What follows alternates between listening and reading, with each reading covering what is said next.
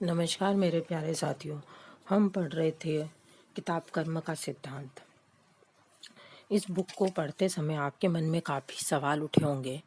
तो जैसे जैसे बुक आगे पढ़ते जाएंगे हम, वैसे वैसे आपको आपके सारे सवालों के जवाब मिलते जाएंगे।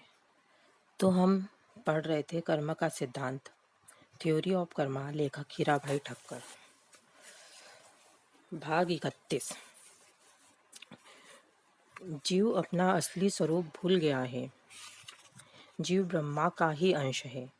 ब्रह्मा सच्चिदानंद स्वरूप है, इसलिए जीव भी सच्चिदानंद स्वरूप ही है, किंतु जीव को इसका ज्ञान नहीं है, इसलिए जन्म मृत्यु के चक्कर में भटकता रहता है।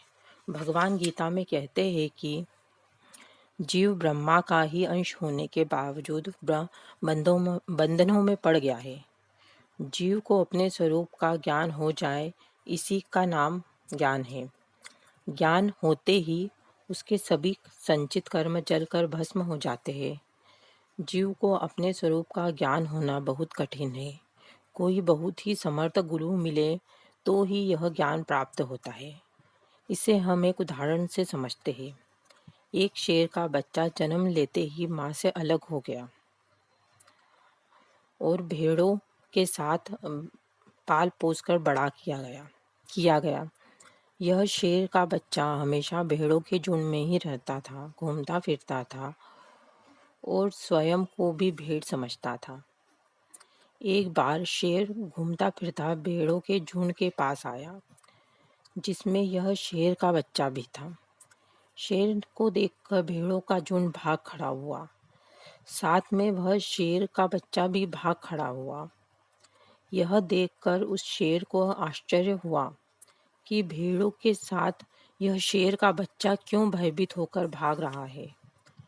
शेर ने उन भेड़ों को जाने दिया और शेर के बच्चे को पकड़ा, तो वह बच्चा शेर के हाथ जोड़ने लगा कि मुझे छोड़ दीजिए, मुझे मरना नहीं है। तब शेर ने उससे कहा, अरे भाई, तू तो भेड़ नहीं है, तू तो मेरी ही जाति का शेर है। तुझे मुझसे नहीं डरना चाहिए, मैं तुझे मारकर नहीं खाऊंगा। लेकिन शेर के बच्चे को उसकी बात पर विश्वास नहीं हुआ। वह तो यही कहता रहा, मैं भेड़ हूँ और मुझे मत मारना। फिर वह शेर उसे एक तालाब के किनारे ले गया और कहा, इस तालाब के पानी में अपना मुंह मुंह दिखाया। उस शेर के बच्चे को तालाब के पानी में मुंह दिखाया। तेरा और मेरा मुंह समान है। मैं गर्जना करूंगा, तू भी वैसी ही गर्जना करना। उस शेर के बच्चे ने उस शेर की तरह ही गर्जना की, तो उसे अपने स्वरूप का ज्ञान हुआ और उसी समय वह भय मुक्त होकर शेर के साथ चला गया। मानव जीव की भी ठीक ऐसी ही स्थिति है। जीव ब्रह्मा का अंश होने के बावजूद बंधनों में पड़ गया है। गोस्वामी तुलसीदास जी रामायण में एक बात कहते हैं, जीव को जब समर्थ गुरु मिलता है तब ही उसे सच्चे स्वरूप का ज्ञान होता है और वह कर्मों के भय से मुक्त हो जाता है। गोस्वामी इस बात को रामायण में लिखते हैं, तू शेर का बच्चा है, तू भेड़ नहीं है, तू सच्चित आनंद स्वरूप है। यह देह तेरा स्वरूप नहीं है। जब कोई समर्थ गुरु ज्ञान देंगे तब ही जीव का बेड़ा पार होगा।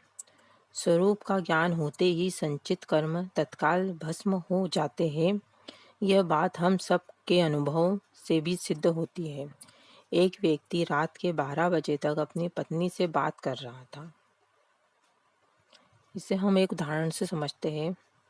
एक व्यक्ति रात के 12 बजे तक अपनी पत्नी से बात कर रहा था और इसके बाद उसकी आंखें बंद हो गई, उसे नींद आ गई। निद्रा में वह एक स्वप्न देखने लगा। स्वप्न में उसने एक व्यक्ति की हत्या कर दी। उस पर 3 साल तक मुकदमा चला। रात के 12 और 11:30 बजे के बीच की बात है ये।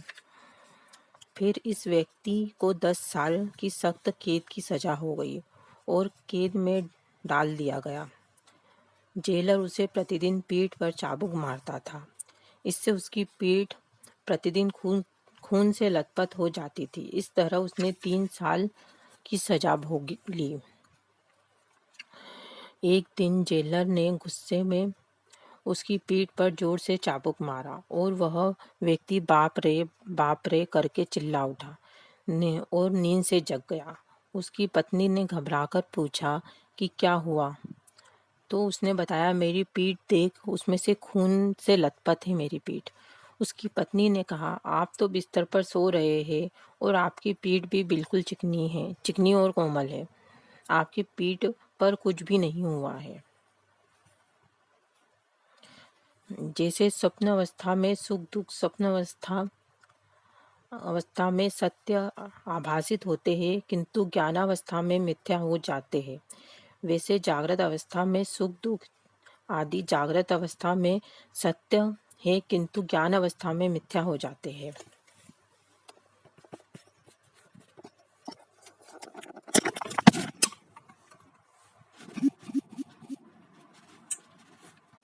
जीव को ज्ञान होने पर सब मिथ्या लगता है।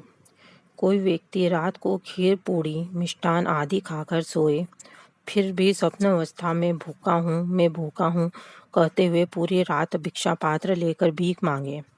उस समय कुछ शंकराचार्य जी भी उसे समझाए कि अरे अज्ञानी जीव, तू भूखा नहीं है, तू भोजन करके सोया था।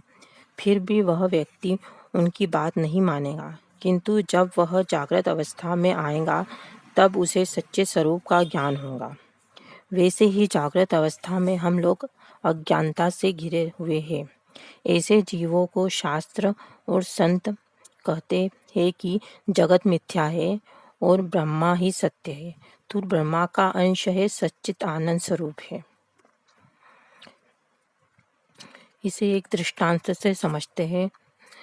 10 साल की सजा में से 3 साल की सजा भोगने के बाद सच्चा ज्ञान होने पर शेष 7 वर्ष की सजा खत्म हो जाती है। वैसे ही जीव को अपने सच्चित आनंद स्वरूप का सच्चा ज्ञान होते ही उसको अनादिकाल के एकत्र हुए अरबों खरबों जन्मों के संचित कर्म तत्काल खत्म हो जाते हैं। क्रियामान कर्मों को नियंत्रित करने के लिए कर्म मार्ग, प्रारब्ध को आसानी से भोगने के लिए भक्ति मार्ग, उसी तरह संचित कर्मों को समाप्त करने के लिए ज्ञान मार्ग।